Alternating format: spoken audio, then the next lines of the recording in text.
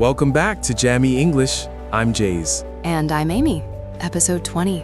20 episodes. Can you believe it? 3 weeks of daily English. If you've been here from episode 1, you've built something remarkable. A habit, a streak, a whole new layer of confidence. And today we celebrate, in a way, because today's topic is saying yes, accepting invitations, responding to plans with warmth and enthusiasm. Which is actually a skill. Saying yes in a way that makes the other person feel good about having invited you. Yes, because there's a big difference between, okay, sure, and I'd absolutely love to. Both are yes, but one makes the inviter feel their invitation was a gift. The other makes them feel like you're doing them a favor. And being genuinely, expressively positive in English is something that takes practice, especially if you come from a culture where enthusiasm is expressed more quietly. In Chinese culture, responding to an invitation with very loud, enthusiastic, yes, absolutely, I cannot wait, can feel almost overwhelming. More modest acceptance is the norm. In American English, and to a somewhat lesser extent British English, expressive enthusiasm in accepting an invitation is very welcome. It's not over the top. It's warm. It signals genuine excitement. So today, we learn the language of enthusiastic, warm, genuine acceptance, and everything that follows a yes. Let's go. Phrases for accepting an invitation. From most casual to most enthusiastic. The casual yes. Sure, sounds good. Simple, agreeable. Perfectly fine for casual plans with close friends. Yeah, I'm in. In means participating. Short and decisive. Count me in. Even warmer. You're committing enthusiastically. That works for me. Practical confirmation. The plan works with your schedule. I'd love to. One of the most useful accepting phrases in English. Not just yes, I want this. I'd love to come. I'd love to join. Warm, genuine, enthusiastic, without being over the top. That sounds wonderful. British-leaning warmth. Wonderful signals genuine appreciation. That sounds absolutely wonderful. I'd love to. I'm really looking forward to it. After you've confirmed, expressing anticipation. Looking forward to means anticipating with pleasure. Can't wait. Short and enthusiastic. Often added after accepting. I'd love to. Can't wait. Very warm. Can't wait to see everyone. What a great idea. Validating the invitation itself, making the inviter feel clever for having suggested it. What a great idea. I've been wanting to go there. That's so thoughtful of you. Specifically for invitations that involve someone thinking of you. That's so thoughtful of you to include me. Thoughtful means considerate and caring. Very warm reception. I wouldn't miss it for the world. Strong commitment. Nothing would prevent me from attending. Reserved for things that genuinely matter. Your birthday dinner. I wouldn't miss it for the world. Wild horses couldn't keep me away. The most emphatic possible yes. Hyperbolic. Exaggerated for effect. Both British and American use this for great enthusiasm. Wild horses couldn't keep me away from this. Accepting with conditions or clarifications. Sometimes yes comes with a question or a minor complication. I'd love to. What time exactly? Yes, followed by a practical question. Accepting the invitation but requesting details. That sounds great. Is it okay if I bring my friend? Accepting but asking permission to extend the invitation. Polite to ask first. Is it okay if I bring someone? Or would it be all right to bring my partner? I'd love to. I might be a few minutes late though, is that okay? Accepting but flagging a potential timing issue. Honest and considerate. I have a meeting until 7, but I'll come straight after. Yes, absolutely. Could you remind me closer to the time? Accepting but acknowledging you might forget. Very human. I'll put it in my calendar, but a reminder would be helpful. Count me in. What can I bring? Accepting and immediately contributing. Offering to bring something is a warm gesture in English social culture. What can I bring signals you want to be a good guest. Food, wine, something to share. I'm in. Just need to double check with my partner and I'll confirm by tomorrow. Accepting in principle but needing to verify. Honest and considerate. Better than saying yes and then canceling. That sounds perfect. Do I need to book anything in advance? Practical follow-up. Shows you're engaged and planning ahead. Confirming plans before the event. The follow-up that makes plans actually happen. One of the most common reasons plans fall through in English-speaking social life. No one confirms. You said yes 2 weeks ago, life got busy, and then the day comes and nobody is sure the plan is still on. The solution, a brief confirmation the day before or the morning of. Hey, still on for tonight? Looking forward to it. Simple, warm, confirms the plan and shows excitement. Or, just confirming, dinner tonight at 7, I'm coming straight from work. Adds your logistics, helps the host know when to expect you. Are we still on for tomorrow? Casual check-in.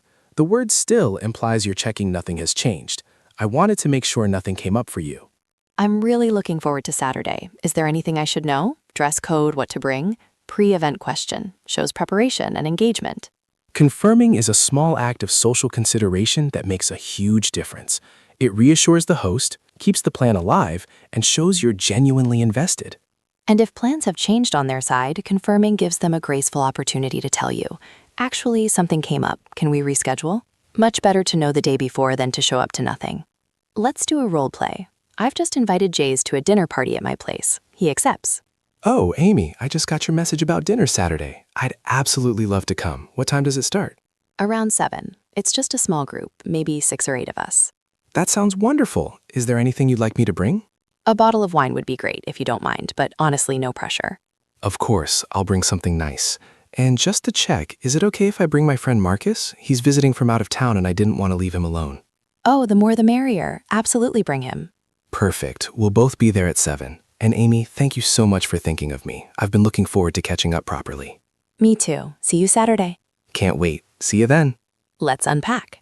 I'd absolutely love to come. Enthusiastic acceptance. Absolutely amplifies love to. Very warm. Is there anything you'd like me to bring?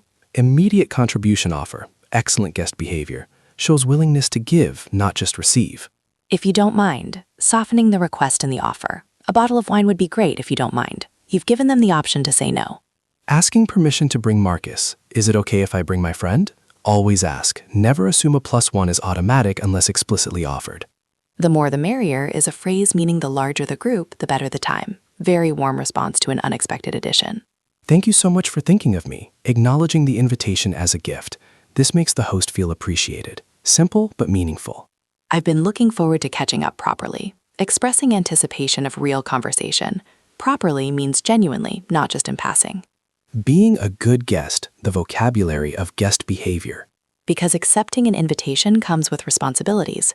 Being a good guest is part of the social contract. Arriving on time was slightly after. In British culture, arriving exactly on time can actually be considered slightly awkward. The host is still preparing.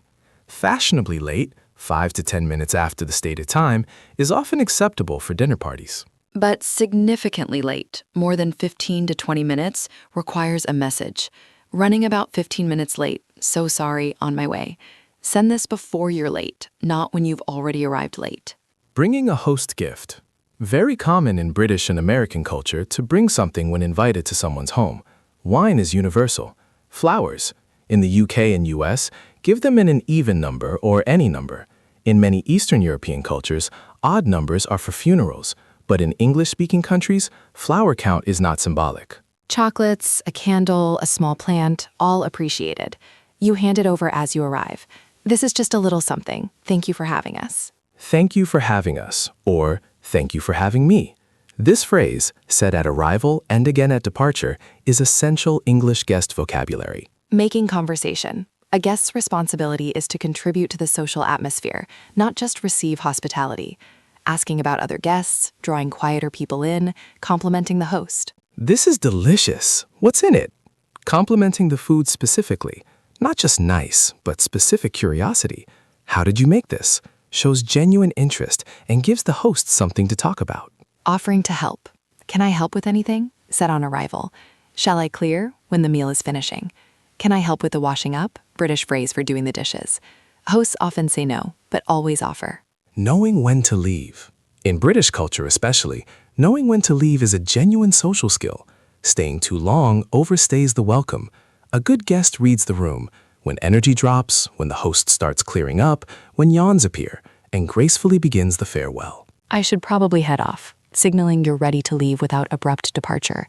I'll let you get on, acknowledging the host has other things to do or needs to rest. The farewell sequence. Thank the host specifically. The food was incredible. I especially love the soup. Specific compliments are more meaningful than general ones. Thank you so much for this evening. I had such a lovely time. Then, we must do this again. And then actually leave. We must do this again is genuine if you mean it and follow up. If you say it every time and never initiate, it becomes the English social buffer we discussed yesterday. Consistent. Always. Thank you messages after the event. A small but important social gesture. Sending a thank you message after being a guest is warmly received in English culture. Not mandatory, but noticed and appreciated. The same day or the next morning. Thank you so much for last night. I had such a wonderful time. The food was amazing and it was so lovely to catch up with everyone. Short, warm, specific. Or a voice message, even warmer for close friends. I just wanted to say thank you for such a lovely evening. You're such a wonderful host. Thank you for a wonderful evening. Standard. What a beautiful evening you put together. Slightly more elaborate. I'm still thinking about that dessert. Specific and charming. After a birthday dinner, thank you so much for including me in your birthday celebrations. I hope the evening was everything you wanted. Acknowledging that it was their special day. After a more formal event, thank you for the invitation to last night's event. It was a wonderful occasion and I really enjoyed the opportunity to connect with your colleagues. These messages cost almost nothing, a few seconds of your time, but they make the host feel seen and appreciated, and they make you the kind of guest who gets invited back.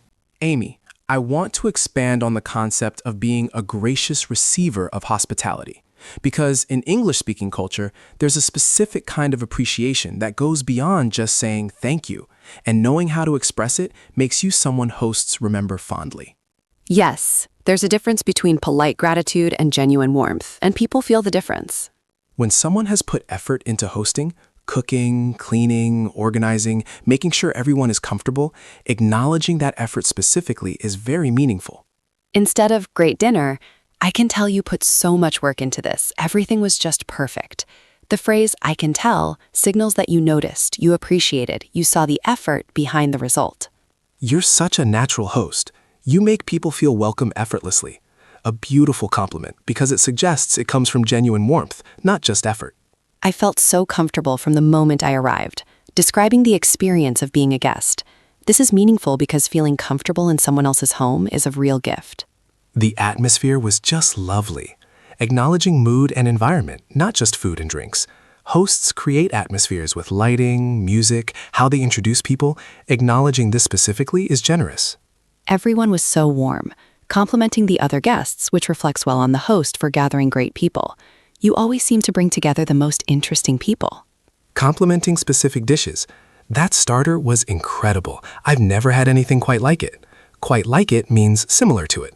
What was the spice in that sauce? Genuine curiosity that flatters both the cooking and the cook.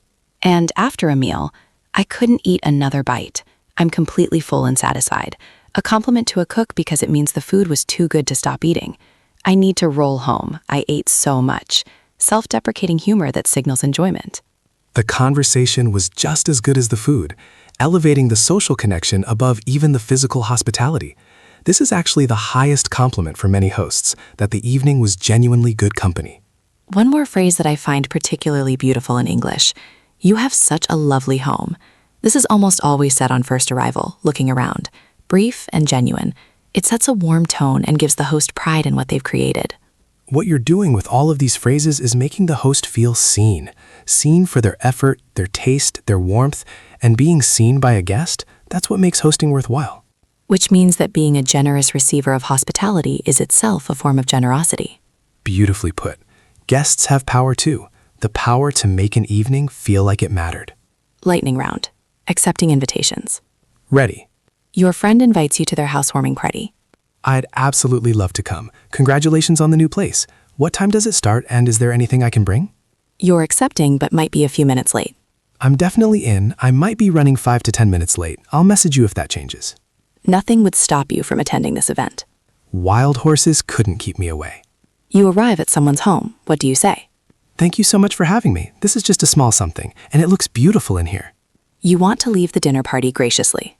I should probably head off. I've had such a wonderful evening. The food was incredible and it was so lovely to see everyone. We must do this again. The morning after a dinner party, you send a message. Good morning. I just wanted to say thank you for such a lovely evening last night. I'm still thinking about that pasta. Perfect.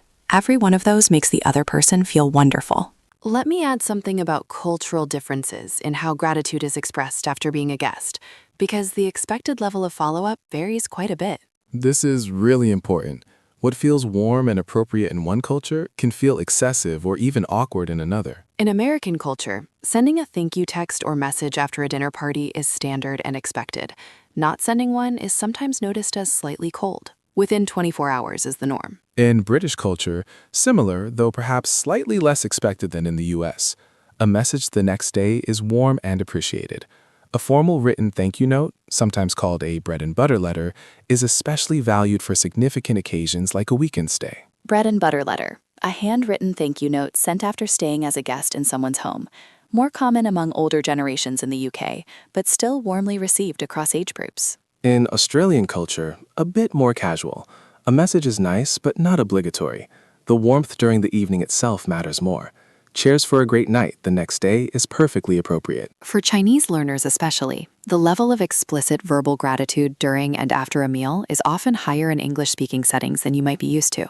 Complimenting the food repeatedly, thanking the host multiple times, sending a follow-up message, all of these are expected and genuinely appreciated, not excessive. It can feel odd if you're from a culture where appreciation is shown through action, arriving early to help, washing up, bringing a significant gift, rather than verbal expression.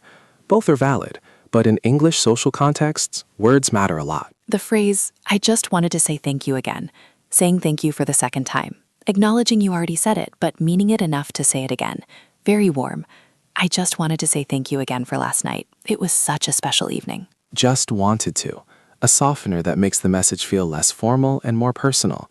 You didn't have to do this. You just wanted to, because you genuinely felt it. And one final thought on gratitude as a guest.